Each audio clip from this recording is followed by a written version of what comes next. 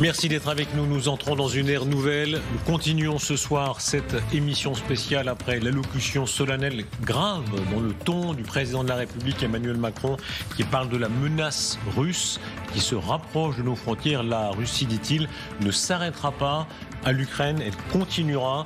On débattra évidemment, on aura tous les avis sur ce plateau, ceux qui pensent que cette menace est à ce degré de gravité, ceux aussi qui pensent qu'elle est exagérée. Bonsoir Émilie Broussoulou. Bonsoir Darius, bonsoir à tous. Il y a beaucoup d'animation sur les plateaux ce soir. Voilà, on voit à quel point c'est un sujet qui concerne et on verra un sondage. Ils ont hâte d'en découdre. Et puis on va entendre les Français aussi, bien sûr, parce que c'est un sondage qui vient juste de tomber.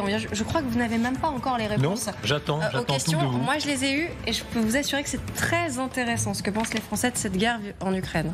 Ce soir sur le plateau, alors, il y a les deux points de vue un peu opposés en la personne d'Ala Poédi. Bonsoir Ala Poédi, rebonsoir. Bonsoir tout le monde. Et de Renaud Girard. Rebonsoir Renaud.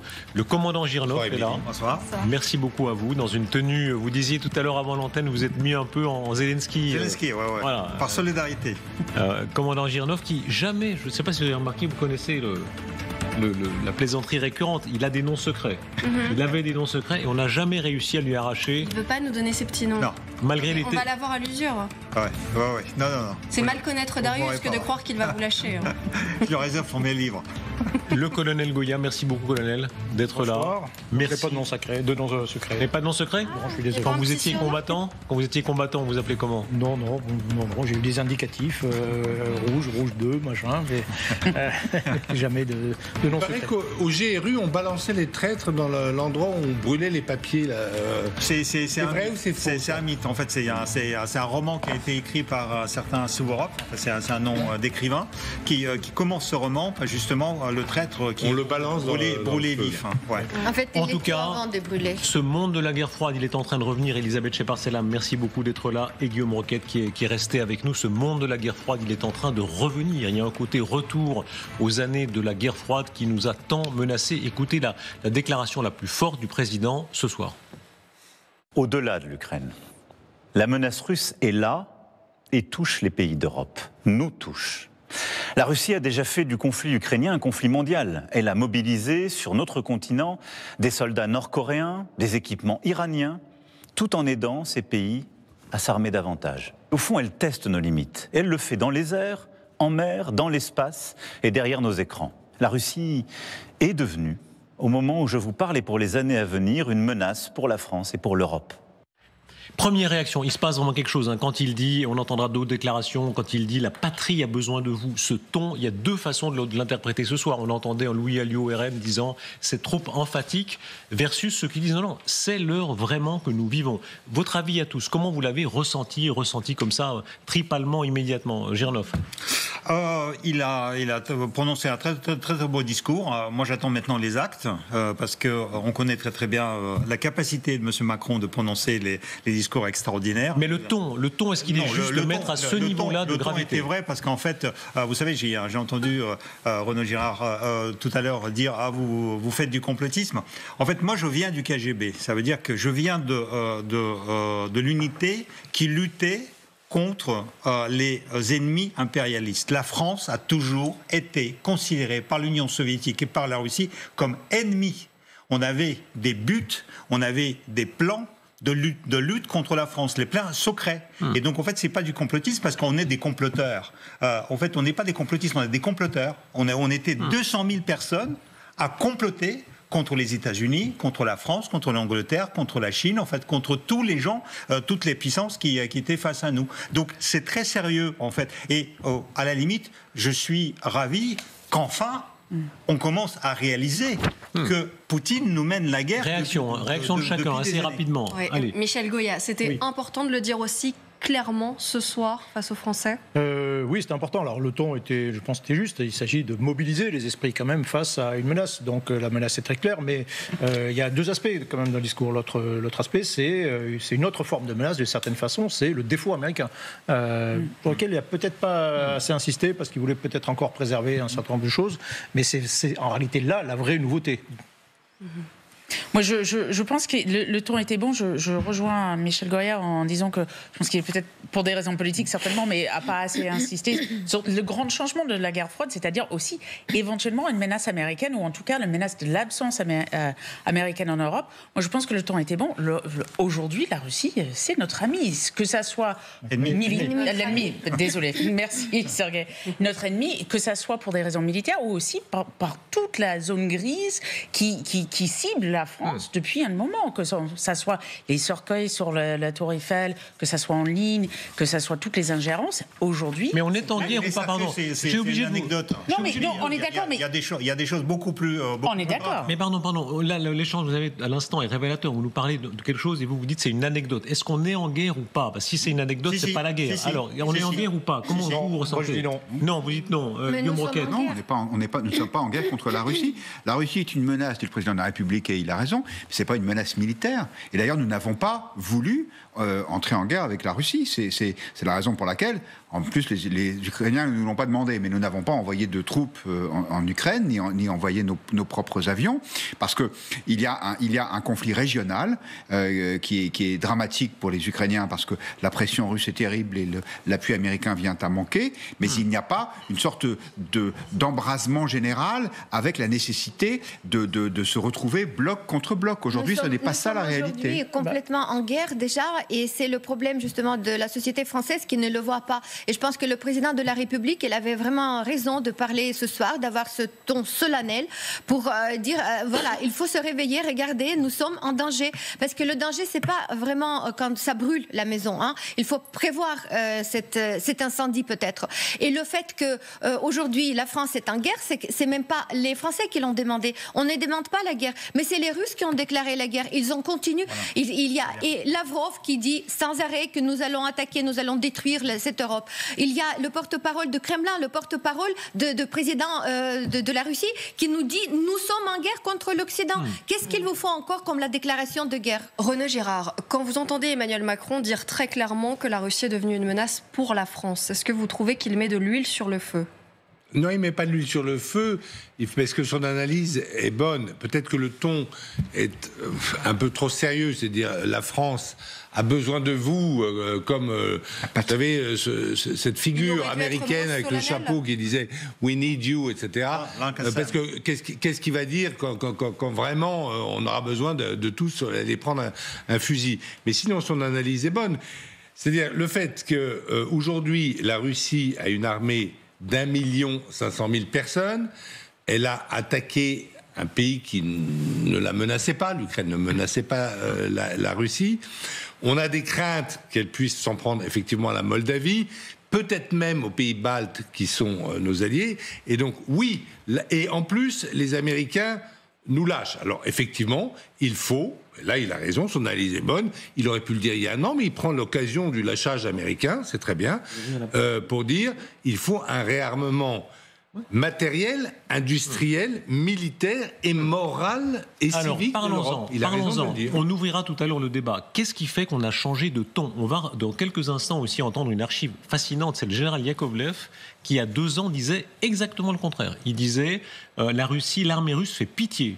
Elle est nulle, son commandement est nul, elle va s'écrouler, etc. Et 2 ans plus tard, alors on se posera la question, est-ce que ça veut dire que l'armée russe, on a sous-estimé, est-ce qu'elle a changé? Mais avant d'en arriver là, l'effort français, écoutez le président de la République qui dit, quoi qu'il arrive, le danger est là, et il va falloir notamment dépenser beaucoup plus pour l'armée. Compte tenu de l'évolution des menaces, de cette accélération que je viens de décrire, nous aurons à faire de nouveaux choix budgétaires et des investissements supplémentaires qui sont désormais devenus indispensables. J'ai demandé au gouvernement d'y travailler le plus vite possible. Ce seront de nouveaux investissements qui exigent de mobiliser des financements privés, mais aussi des financements publics, sans que les impôts ne soient augmentés. Pour cela, il faudra des réformes, des choix, du courage. Guillaume Roquette, on sent quand même qu'il est sur un fil. Il nous prépare, il dit attention, il va falloir se préparer, mais je vous rassure tout de suite, les impôts n'augmenteront pas. Oui, c'est ça. On ne perd pas non plus le Nord. C'est ça, vous êtes cruel, mais malheureusement, je crains que ce soit assez bien résumé. C'est la partie la moins convaincante du propos d'Emmanuel Macron sur l'identification de la menace. Je pense qu'il a raison. Pas une menace militaire immédiate, mais c'est une vraie menace, la Russie. Alors, après, il dit qu'il faut se réarmer. OK, comment on fait pour se réarmer quand on a 3 000 milliards de dettes et qu'on ne veut pas augmenter les impôts? On va encore augmenter notre dette. Alors, on nous dit qu'il va falloir être courageux. Et là, effectivement, il prend les Français à témoin. La patrie a besoin de vous. Mais on fait quoi, alors, concrètement? C'est pour ça que je trouve que ce discours était parfois un peu incantatoire, peut-être un peu trop théorique pour être complètement convaincant. Là, on parle d'argent pour l'instant. Et tout à l'heure, sur ce plateau, les dépenses sociales. Tout à l'heure, dans ce plateau, on comprenait que c'est en tout cas plusieurs dizaines de milliards. Vous êtes 30 milliards, peut-être davantage, chaque année. Darius, il n'a pas dit le mot important. Il fallait dire, pour augmenter nos dépenses militaires, il nous faut, compte tenu des 3 000 milliards de dettes, il nous faut réduire considérablement les dépenses sociales qui sont effectivement les plus fortes d'Europe en France. Voilà, il fallait le dire. Ou avoir plus de croissance. Ce point-là, c'est très important. Pourquoi il ne l'a pas dit? Mais parce qu'il a peur du peuple. Il n'est pas aussi courageux que peut-être on voudrait qu'il le soit dans ces circonstances. C'est un discours demi-churchillien. Voilà. Est-ce que c'est la vérité des prix? Est-ce que vous, Américains, vous êtes Américaine, moi j'ai rencontré des diplomates américains qui disent, vous les Européens, vous êtes, c'est affreux à dire parce que l'aide sociale c'est très bien, mais vous vous êtes fait plaisir pendant que nous on dépensait beaucoup plus pour l'armée. L'Europe était déchargée un peu de ce fardeau. Bien évidemment, surtout pour un certain nombre de pays. Et pas, enfin, la France a quand même continué de dépenser, même si on a beaucoup coupé.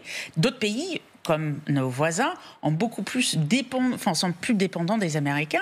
Et ça nous a permis un système social qui est envieux d'une certaine façon, mais très clairement, c'est les Américains d'une certaine façon qui ont payé, avec un système américain qui est pas inexistant, mais quasi inexistant, si on le compare à la France. Regardez, c'est très intéressant. Les Américains, Elisabeth Shepard-Sedlam, qui est plutôt bien pensante en général, mais sur ces sujets-là, ça vous frappe? Elle est libérale, oui. Elle est plutôt libérale sur ce sujet-là. Il y a des choses qui n'existent pas aux États-Unis. Ne vous défendez pas, n'ayez pas peur, Elisabeth. Vous n'êtes pas tombée dans un traquenard.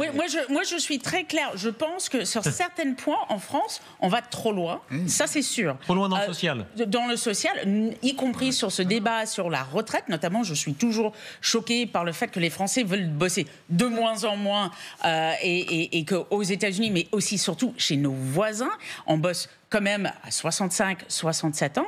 Moi, ça me choque, effectivement. En clair, mais il faut quand même un système. Est-ce qu'il faudra la retraite moins social, oui. Pardon, vraiment que ce soit très clair. Est-ce que ce qu'on entend là, c'est qu'il faudra être moins social pour payer plus pour l'armée? Oui. Non, mais moi, je pense que tout le monde est tombé trop vite sur... Ça fait partie du problème. Mais si les Américains peuvent avoir un effort de défense plus important que le nôtre, c'est aussi parce qu'ils ont un taux de croissance économique qui est plus fort que le nôtre. Si le problème, on peut faire un effort de défense important à deux conditions. Soit on est très menacé, il y a une menace visible aux frontières, et là, quelle que soit la situation, on s'équipe, comme la Pologne par exemple. Soit on a et c'est pas incompatible, soit on a un taux de croissance élevé. Et dans ce cas-là, on peut se permettre effectivement de faire un effort de défense important, puisque le reste va bien. Et donc c'est le cas des États-Unis, c'est le cas de pays comme la Corée du Sud par exemple, il y a une corrélation entre les deux. Et on constate d'ailleurs que c'est pas incompatible. Et vous c'est pour avoir un taux de croissance. Mais pour avoir un taux de croissance, il faut aussi bosser un peu plus. Je suis désolée. Il faut travailler plus et il ne faut pas avoir des impôts, et c'est pour ça qu'il dit qu'il ne faut pas augmenter les impôts, il ne faut pas avoir des impôts qui dissuadent les investisseurs, ce qui est le cas en France. Vous oubliez encore un point très important, et vous êtes tombé tout de suite sur le président de la République en le critiquant, sans penser aux avoirs russes gelés. Parce que là, quand même, il s'agit de 300 milliards de dollars ou d'euros qui sont stockés en Europe. Il y a 200 milliards en Belgique. Donc, peut-être ce sont des avoirs qui vont être partagés par les Européens, mais ça aussi, c'est un aide immense pour financer cet effort de la guerre que la France se prépare à faire. Et en France, il y a aussi une certaine quantité de ces avoirs russes. Aujourd'hui, déjà, il faut savoir que les intérêts des avoirs russes sont utilisés par... Mais pas le capital. Crédits, voilà. Mais pas et comment vous expliquez? On repose la question de l'audace. C'est comme dans l'opérette d'Offenbach où on dit marchons, mais on n'avance pas. En réalité, ça fait 3 ans maintenant qu'on dit on va saisir ces avoirs russes. Avec Gabriel Attal sur ce plateau il y a 2 ou 3 jours, il l'avouait lui-même très franchement. Il disait Maintenant, j'en parle. Quand j'étais Premier ministre, je pensais que c'était impossible. Donc, en réalité, on en parle, mais personne n'ose pour l'instant les saisir.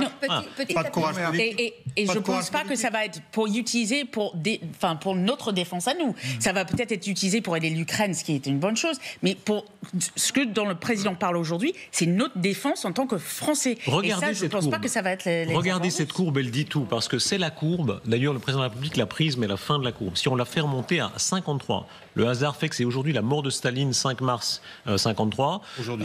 Aujourd'hui. Regardez cette courbe, elle est extraordinaire. Les dépenses militaires de la France par du PIB en 53, c'était 7,6%. C'était un autre monde. Ah oui, on est en guerre, là. On est en guerre en Indochine. En 1962, guerre d'Indochine. Voilà, ça fait 2-3% du PIB. La guerre d'Algérie, c'est 2% du PIB, par exemple. Uniquement ensuite, la guerre. Ça descend. 91, la fin de l'Union soviétique. Le commandant Girnov est obligé de s'exiler, voilà, royalement en France. Il n'y a pas de lien. C'est grâce à moi que cette courbe baisse, parce que je suis plus sur le terrain en activité. Et résultat de tout ça, maintenant, on est extrêmement bas. En fait, on est dans deux mondes. Le président de la République dit on va devoir remonter. Mais c'est bien comprendre que c'est un point bas historique. Oui. Jamais la France n'a dépensé aussi peu, et les pays européens d'ailleurs d'une manière générale, aussi peu pour leur défense. Et d'un point de vue historique là aussi, en réalité, à moins de 3% du PIB, on aura un outil militaire qui va se contracter mécaniquement. Vous avez des programmes d'armement, chaque grand programme d'armement, le matériel majeur, les frégates, les avions de combat, etc., coûte 4 fois le prix de la génération précédente. Donc si vous ne faites pas un effort en même temps continu très important, votre équipement, et le problème majeur de la France, en fait, c'est plus son problème d'équipement que d'humain, va se contracter. On en est là ? Parce que si ce que vous dites est vrai, la contraction, elle a déjà commencé. Oui, mais quand on se professionnalise, je reviens là. 1991, guerre du Golfe. On envoie une division. On dit voilà, on n'envoie que des soldats professionnels. On y va et au bout du compte, on déploie 16 000 soldats. On est ridicule. Les Américains en déploient plus de 600 000, les Britanniques 40 000. Et on dit, là, on est un peu... la France, là, un peu short. Donc, on professionnalise les armées essentiellement pour ça. Et on dit, à ce moment-là, on doit être capable de déployer 60 000 soldats tout équipés, prêts à faire la guerre en 2015. En 2008, livre blanc, on dit, finalement, on peut peut-être en équiper que 30 000, au bout du compte. 2013, finalement, ce sera 15 000. Et depuis, on en est là. On est tombé dans une trappe. Et le pire, que j'évoquais tout à l'heure, c'est qu'on n'a pas du tout envisagé que la grenouille devait un jour peut-être redevenir un bœuf. Et donc, on n'a rien préparé. On n'a pas préparé la capacité pour l'industrie à se réarmer, à avoir des capacités de surproduction. On n'a rien planifié en termes de mobilisation. On a fait disparaître quasiment la quasi-totalité de nos réserves, etc. Et donc maintenant, effectivement, quand la mer se retire, on se retrouve tout nu et on voit que les Américains ne sont plus là, il y a une vraie menace et on a les plus grandes difficultés à se réarmer parce qu'on a détruit tous les instruments qui permettaient de sortir de la trappe. On a vendu l'échelle qui permettait de sortir de la trappe dans laquelle on est tombé. Quand j'ai fait mon service militaire, autour de moi, il y avait 3 bataillons de chasseurs alpins dans les Alpes. Là, il n'y en a plus qu'un. On a supprimé le 7e bataillon de chasseurs alpins, on a supprimé le 11 à Barcelonnette. Il n'y a plus que le 27. Il n'y a plus que le 27. C'est 1 sur 3, c'est incroyable d'avoir à ce point, si vous voulez... On vous imagine très bien avec des chaussettes montantes et puis des culottes de cuir dans les Alpes, en train de galoper. Voilà.